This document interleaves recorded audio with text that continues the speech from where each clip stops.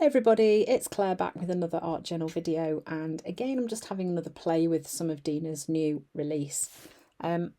So you'll have seen me create this flip up page for one of the earlier videos on my channel, and I decided I wanted to do a page that would kind of make that page, the cut up flip up page, flow onto the next one. So I'm going to use the colours from that page and pull them through onto this page. So I'm using the pointed stencil, that's one of the new ones from Dina, and of course I'm using rainbow colours again.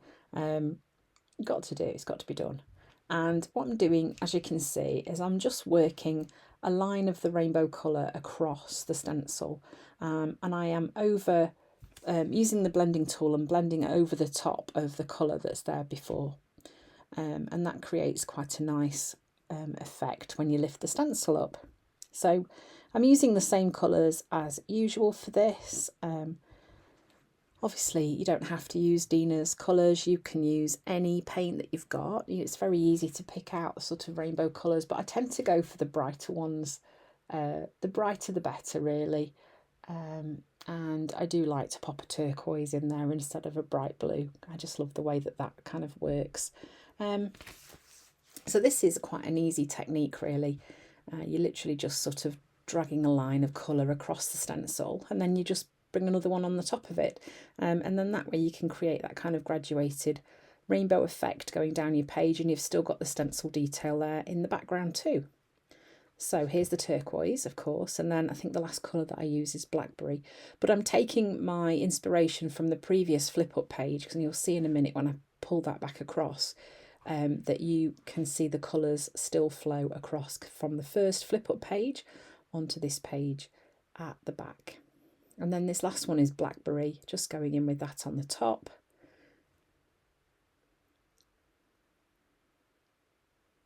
Using a kind of dabbing, pouncing motion rather than dragging the paint, because I wanted quite an opaque layer of paint rather than a thinner one.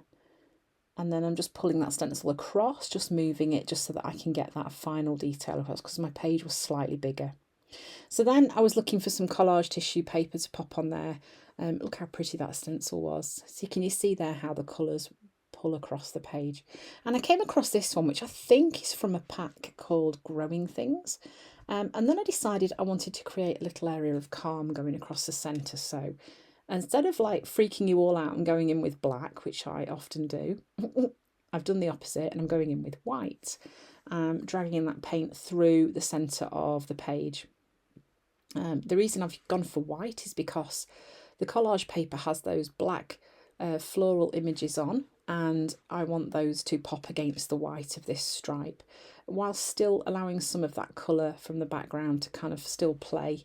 So I'm just choosing some of these little flowers and I'm going to cut them up, and then they are going to get glued onto my page.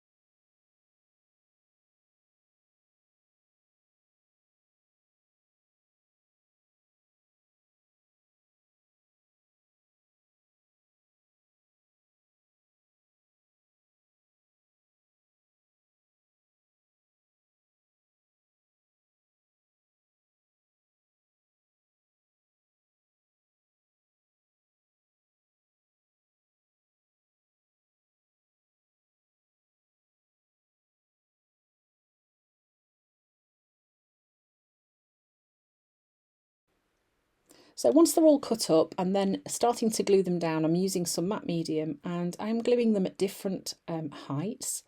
And even though the bottom of the stalk doesn't touch the bottom of my page, I'm going to use some paint and just pull that detail down just so those are grounded and they're not floating around on the page. And also I end up adding some more black onto the detail of the flowers on there as well. I'm just trying to sort of create a bit of interest and movement with the way that the flowers are facing and have them kind of angled slightly different ways. I am about ready to buy some more matte medium. It's like I was saying the other day, why does everything run out at once? I don't know. It always seems to be the case. It's like my Posca pens always all run out at the same time and my matte medium runs out at the same time. And my black gesso will run out as well. It's like, oh, but I suppose it just shows I'm using stuff, doesn't it? It's just really irritating. Okay, so I'm using one of Dina's really thin brushes. And you can see here, I'm just going to pull those stalks down to the bottom of the page. And then that means they are not floating around anymore. They are anchored onto the bottom of the page. And then I'm also going to have to add some more leaves onto there too. It ends up looking more like a stick, but anyway, it doesn't matter, I'm not bothered. Yeah, and here I'm just sort of trying to make my details match the ones that are already there so that they feel like they belong.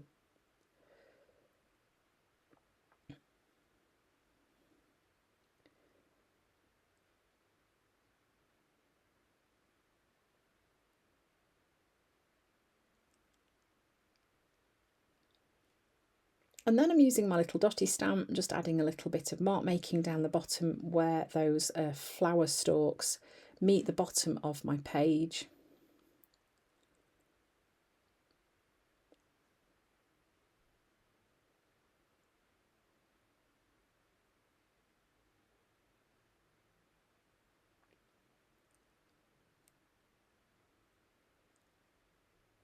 And then just adding a few more places of mark making too. And then because I've got some black paint left on my desk, I decided I would just use that thin brush from Dina and just paint over some of those black details just to really sharpen them up. And also it was more about using the paint that was left over just so that I'm not wasting it really. But kind of because I'd added some of the stalk at the bottom and some of the leaves as well, there was a difference in the depth of the black, so I just thought I'd use up what was left and match it all up really. But you can see those details of the collage tissue paper flowers really pop with that white behind them. It kind of adds to that contrast and means that they stand out really nicely from that bright, bold, pointed rainbow stenciled background. And then, of course, a little bit more black left, so you've got to add some splatters. So I'm just adding those over the top of where those dotty stamp marks are. And again, this is just about using up what's left over.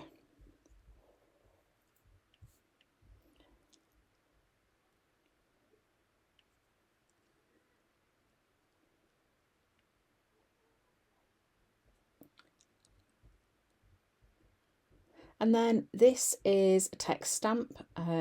I'm pretty sure this one's from Wakley May Scrapbooking, using some black archival ink and just going in and adding a little bit of stamping here and there.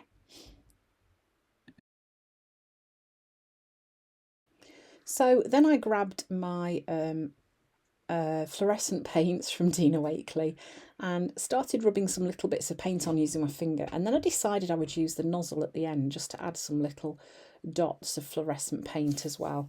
So I went through and kind of repeated this process with all of the fluorescent paints just to bring a little bit of brightness here and there.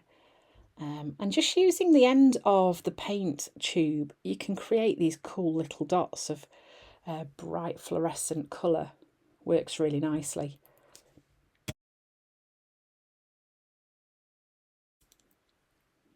I think this just helps to add a little bit of zing to the page. You can see that, look, I think immediately it just adds those extra bits of sparkle really. So if you've not tried doing this, just give it a go. It's really pretty. Obviously, it takes a little bit of time to dry as well. And you don't really need to squeeze very hard to get the paint to flood out. You don't want it to come out really, really quickly. You just literally want enough just that when you touch your page, it leaves a little dot of colour behind. But it does work really well. Okay, so once I'd added all those colours, I then found a quote from Dina's typed ledger papers, one that I felt kind of spoke to me and worked with the page that I'd created. And I stuck it into that little quiet space there, kind of felt it worked quite well with that space, particularly on this page because it is quite busy. Here I was just making sure that they stayed stuck down when I folded the page. And I'm just using my clear glue. I seem to have lost my little tweezers. I have a feeling they might have been borrowed. Or actually, maybe knowing me, I'll have put them somewhere safe and now I don't know where that is. It's probably more likely that that's the case. And then I'm just using a fine liner. I'm just outlining those quote pieces because they kind of do disappear into the background. Just by adding an outline, it just makes them pop out a little bit more. And that's it really. So quite a simple page, but got quite a few layers on it. But you can see how just using lots of different techniques, you can build up the layers onto your page. And I've actually only used one stencil on this page, and yet it's quite a fun, colourful background. And using this fine liner, I also went in and drew some more little circles on there as well, around where the dots and the splattering are. And there it is, there's the finished page. So I hope you found some inspiration from this video and you've enjoyed watching, and I hope to see you again soon.